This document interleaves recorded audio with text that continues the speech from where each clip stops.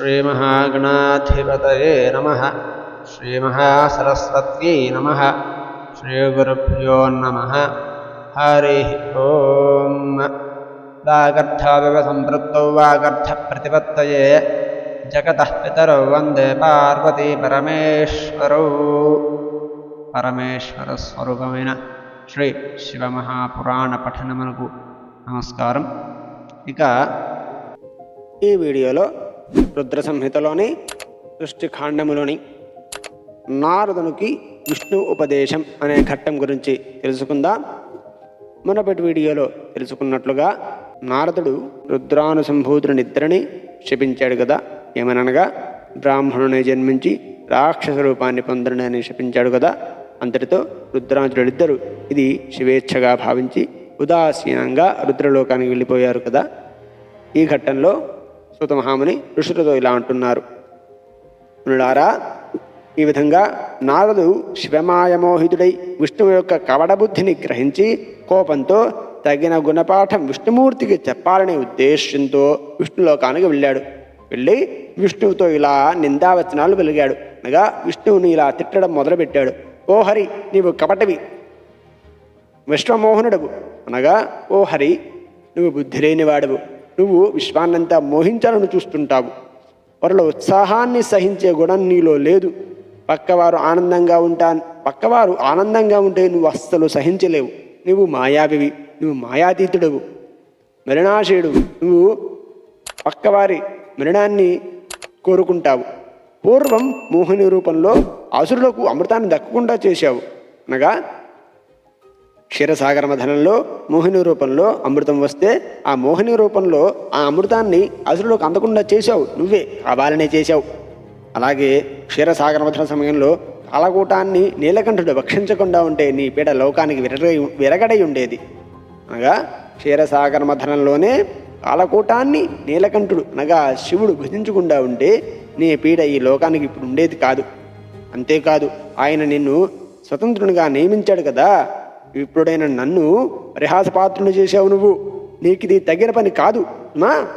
ఇట్టి పని తిరిగి చెయ్యకుండా నీకు తగిన శిక్ష విధిస్తాను అని ఇలా శపించం మొదలుపెట్టాడు. నువ్వు భూలోకంలో మనుష్యుడివై జన్మించి నాలాగే స్త్రీ వ్యామోహంతోనూ వియోగంతోనూ బాధపడతావు. వానరులు నీకు సహాయం చేస్తారు. ఆ జన్మలో తరచుగా అజ్ఞానమోహితుడివై ఉంటావు అని శపించాడు. ఆహా, ఎంతటి ఆశ్చర్యకరమైన శాపాన్ని ఇచ్చాడు ఆ నారద మహర్షి. ఈ యొక్క శాపం వల్లనే నేను విష్ణుమూర్తి ఆ రామావతారాన్ని, శివుడు హనుమ అవతారాన్ని ఎత్తవలసిందేమో కదా.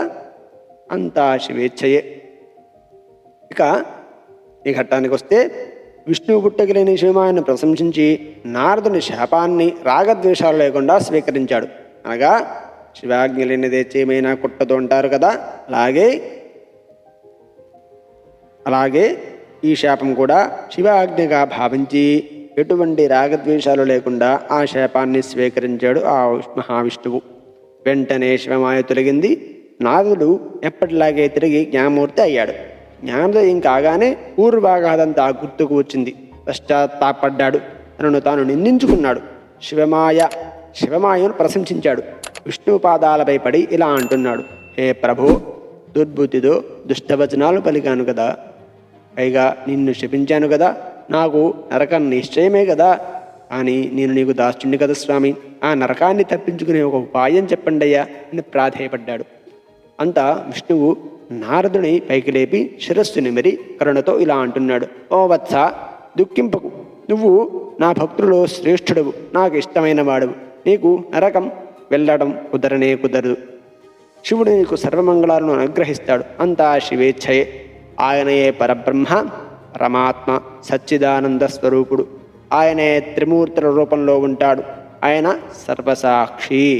నీకు సర్వపాపక్షయము ముక్తిదాయకమైన ఒక ఉపాయాన్ని చెబుతాను విను. నువ్వు సర్వదా శివుని యశస్సుని గానం చేయి. వారణాసి నగరానికి వెళ్ళి విశ్వేశ్వరుని సందర్శించు. మృత్యుంజయుడి గురించి మృత్యుంజయుని గుణగణాలను గానం చేయి. అక్కడ నీకన్నీ శుభాలే కలుగుతాయి. ఆపై నా ఆజ్ఞానుసారంగా బ్రహ్మలోకానికి వెళ్ళి నీ తండ్రి అయిన బ్రహ్మను సందర్శించు. ఆయన నీకు శివమహత్యాన్ని చెబుతాడు. నీ దురితయాలన్నీ క్షయమవుతాయి, అనగా నువ్వు చేసిన పాపాలన్నీ నశమవుతాయి అని చెప్పాడు నారద మహామునికి విష్ణుమూర్తి. ఇంతటితో నారదునకు విష్ణు ఉపదేశం అనే ఘట్టం పరిసమాప్తి. రేపటి వీడియోలో నారదుడు తండ్రిని ప్రశ్నించుట అనే ఘట్టం గురించి తెలుసుకుందాం. హరి ఓం తత్సతు.